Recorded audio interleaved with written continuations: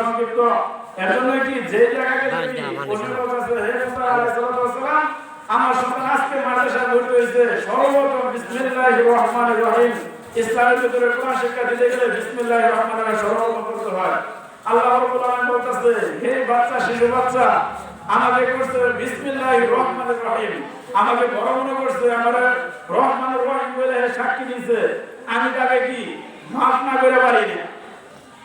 মুহতারাম দোস্ত বুজুর্গ এরকম ভাবে দেখা বড় আলাপ হয়েছে। তাহলে এই হাদিসে বোঝা গেল যে বাচ্চা দেখা গেছে মাদ্রাসায় আইসা বিসমিল্লাহির রহমানির রহিম করবো একটা যদি পড়ে আলিফ আর যদি কোরআন মাকে যদি বলে কি আলিফ লাম মিম আলিফ লাম মিম এই তিনটা হরফ পাঠ করলে হাদিস শরীফে আছে ওই ব্যক্তির 30টা নেক আল্লাহ রাব্বুল আলামিন যদি বাচ্চা থাকে শিশু বাচ্চা থাকে বড় তার পিতামাতার আমলনামাতে দেখা গেছে কি এই 30টা নেক আল্লাহ রাব্বুল আলামিন দান করে দিয়েছে। সবাইকে সুবহানাল্লাহ।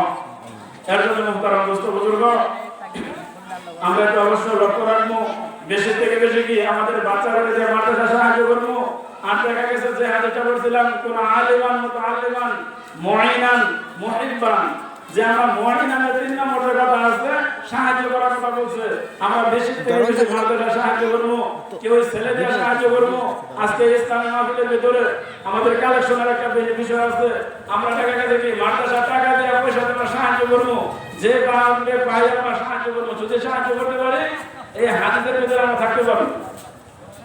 আল্লাহ রাব্বুল আলামিন সকলকে সঠিক হাদিস মতে চলার জন্য যাই কিছু বললাম এর ভিতরে আমল করার জন্য তৌফিক দান করুন। সবাইকে আমিন।